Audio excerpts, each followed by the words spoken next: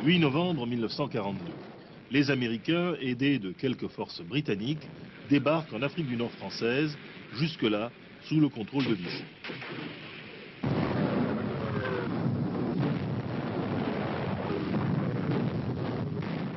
Après quelques jours de combat pour la forme, le commandant des forces françaises, le général Juin, et l'ancien Premier ministre du maréchal Pétain, l'amiral Darlan, qui se trouvait au chevet de son fils, à Alger, se rallient aux Alliés. L'armée d'Afrique, pièce maîtresse de la survie d'une France indépendante, se retrouve alors dans le camp anglo-américain.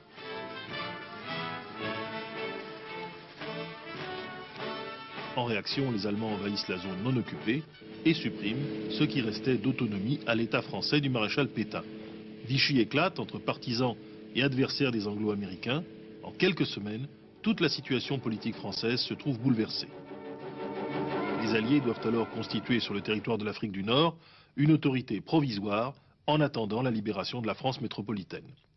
C'est sur le champ de bataille de ce gouvernement provisoire, loin des combats décisifs menés par les Alliés, loin aussi du sacrifice des résistants de l'intérieur, que De Gaulle et Giraud se sont affrontés tout au long de l'année 1943.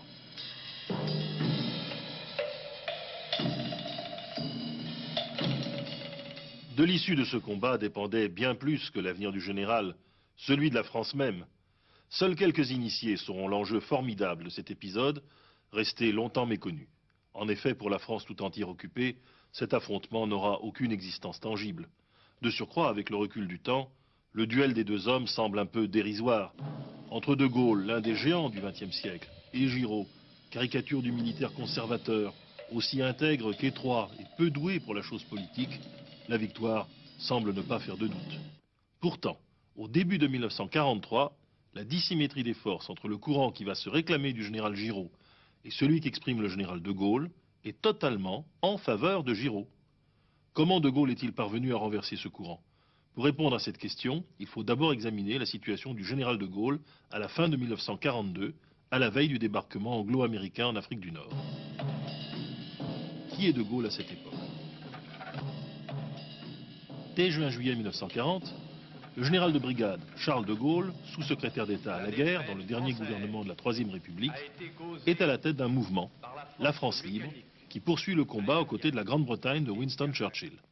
Son prestige est grand dans la jeunesse révoltée par l'occupation, dans la partie anticonformiste de l'armée, chez les patriotes exaltés de gauche et de droite, parmi les victimes du régime de Vichy, juifs, colonisés, francs-maçons, syndicalistes.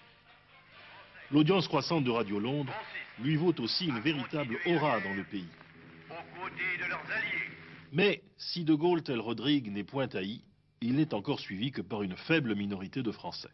Les forces françaises libres ne représentent en effet qu'une poignée de volontaires, une grosse brigade en Égypte, une colonne mobile, celle de Leclerc, au Tchad, quelques aviateurs, quelques marins, des services secrets déployés en France, mais bien moins influents que la résistance intérieure, un petit nombre de colonies ralliées à la Croix de Lorraine. Les forces françaises libres ont participé à la reconquête de la Syrie et du Liban, mais les Anglais se sont dispensés de leur concours à Madagascar. À l'été 1942, De Gaulle n'est même pas prévenu de l'opération Torch, le débarquement anglo-américain en Afrique du Nord. Ce n'est évidemment pas à lui que les Alliés songent pour prendre la direction du nouveau territoire sous leur contrôle. Pourquoi cette mise à l'écart de Gaulle? Avant tout, De Gaulle déplaît aux Américains. Ils estiment que ces attaques contre Vichy contribuent à rapprocher Pétain des Allemands au détriment de la cause alliée. Car Roosevelt a d'abord joué la carte que lui indiquait l'establishment militaire de Washington, la carte de Pétain, pour préserver la marine et les colonies françaises de l'emprise allemande. Peu à peu, il s'est convaincu, presque psychanalytiquement, que sa politique ne reposait pas sur le pur cynisme, mais sur une sorte de bon droit. De Gaulle serait un fasciste potentiel, guère plus démocratique que ne l'est Pétain. Par ailleurs, Roosevelt entend dès cette époque marginaliser Français et Anglais dans l'organisation du monde décolonisé de l'après-guerre, et il ne peut voir en De Gaulle qu'un pendant faible de Churchill. De surcroît, De Gaulle a réellement contre lui de nombreuses forces hétérogènes à l'intérieur de la société française. Les élites de Vichy, d'abord, lui reprochent d'avoir eu raison trop tôt.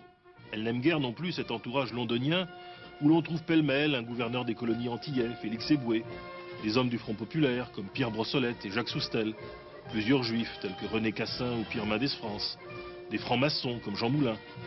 De Gaulle, qui est pourtant le plus brillant des jeunes militaires français, s'est aussi attiré la jalousie et l'hostilité de nombreux officiers plus conformistes qui lui préfèrent Giraud, des marins en particulier, qui n'ont pas pardonné à Churchill la canonnade de Mercel-Kébir. Plus étonnant encore, De Gaulle n'est pas plébiscité par la résistance intérieure qui renacle à accepter la tutelle de Londres. Dès lors, les Américains se sentent les coudées franches pour appuyer de toutes leurs forces, d'abord Darlan, que le hasard a conduit à Alger, ensuite Giraud. Pourquoi ce choix des Américains? Bien vu des Américains depuis fort longtemps, l'amiral Darlan, chef charismatique de la marine, incarnait la continuité de l'État pour ses amis d'outre-Atlantique. L'ancien bras droit de Pétain était en effet un ami, une sorte d'agent de l'amiral Leahy, un brillant marin américain qui fut de 1940 à 1941 ambassadeur à Vichy. Malheureusement pour Roosevelt, à la veille de la Noël 1942, Darlan est assassiné par un jeune royaliste manipulé par les gaullistes avec la pleine approbation des services secrets britanniques. Les Américains voient alors en Henri Giraud le seul garant de leur nouvelle politique. Giraud dispose d'atouts considérables. Son autorité de général d'armée sur les forces françaises en Afrique, le ralliement de pans entiers de l'État français de Vichy à sa personne. Officier d'infanterie, Giraud a été fait prisonnier par les Allemands en mai 1940 alors qu'il commandait la 9e armée dans les Ardennes. Peu compromis avec Pétain, il s'évade de la forteresse de Königstein en avril 1942 avec l'aide du service de renseignement militaire de Vichy qui deviendra un peu plus tard l'organisation de résistance de l'armée, l'ORA. Il parvient ensuite à passer en Afrique du Nord avec l'aide des Américains. Sans expérience politique, il semble devoir être le réceptacle docile des idées américaines. Militaire légitime, il devrait faciliter les ralliements. N'a-t-il pas sur son képi 3 étoiles de plus que le général de Gaulle, qu'il détestait déjà lorsque ce dernier, jeune colonel de l'arme blindée, bousculait les dogmes de ses aînés? Le Parti communiste lui-même, qui pressent sa faiblesse, le préfère par calcul à De Gaulle. Tous ces facteurs, on le voit, contribuent au prestige de Giraud et poussent à la marginalisation de De Gaulle. Que peut faire en effet à Londres le jeune général de Gaulle, chef d'une France libre, né 2 ans et demi plus tôt du refus de l'armistice, face au poids de l'armée d'Afrique, lestée du soutien inconditionnel des États-Unis? Comment De Gaulle réussit-il alors à retourner la situation? Fidèle à la maxime célèbre de Machiavel, De Gaulle, qui depuis juin 1940 avait su se montrer lion, saura tout au long de l'année 1943 se faire renard. Et ceci en plusieurs étapes. Première étape, il accepte le compromis de la coprésidence. 24 janvier 1943, à la conférence d'Anfa, à côté de Casablanca, Churchill, qui soutient De Gaulle, et Roosevelt, qui soutient Giraud, forcent un accord entre les deux chefs. L'armée d'Afrique et les forces françaises libres ne forment plus qu'une seule armée. En acceptant une coprésidence du gouvernement provisoire en juin 1943, De Gaulle met un pied dans la porte. Une fois dans la place, les ralliements à sa personne, comme celui du brillant inspecteur des finances Maurice Couve de Murville, iront se multipliant.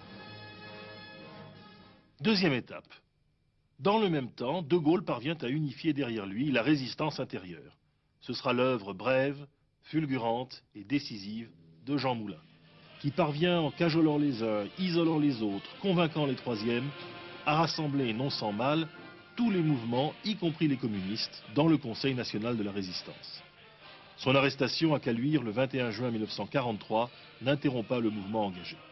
Les communistes de l'intérieur eux-mêmes refusent la ligne cyniquement giraudiste de leur direction d'Alger, convaincus que le général de Gaulle a derrière lui désormais la grande majorité des résistants de la première heure. Par-delà sa mort tragique, Jean Moulin aura gagné la partie pour le général de Gaulle. Troisième étape, De Gaulle saura enfin mobiliser pour lui une opinion de gauche anglo-américaine qui s'insurge contre l'option giraudiste de Roosevelt. Enfin, malgré de nombreux éclats, Churchill ne l'abandonnera jamais. Résignés, les Américains finiront par accepter De Gaulle. De Gaulle triomphe à l'automne 1943, où il se retrouve seul à la tête du CFLN, le Comité français de libération nationale, bientôt rebaptisé Gouvernement provisoire de la République française. Pourtant, Roosevelt s'efforcera encore de le tenir à l'écart du débarquement de juin 1944 et de lui imposer une administration militaire provisoire anglo-américaine, l'AMGOT, en vain. Dès le début de la libération, c'est le gouvernement provisoire qui s'impose, la République renaît avec et par De Gaulle.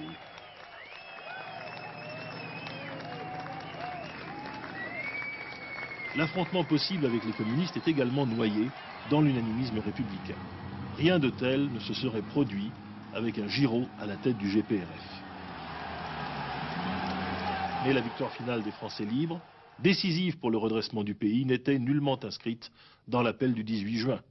Il aura fallu à De Gaulle une ruse aussi tenace que celle de Louis XI face à Charles le Téméraire pour parvenir à ses fins. Rien n'interdit de penser que sans elle, la France se fût déchirée sans relâche entre Giraud et les communistes, ne laissant à la République qu'une faible place.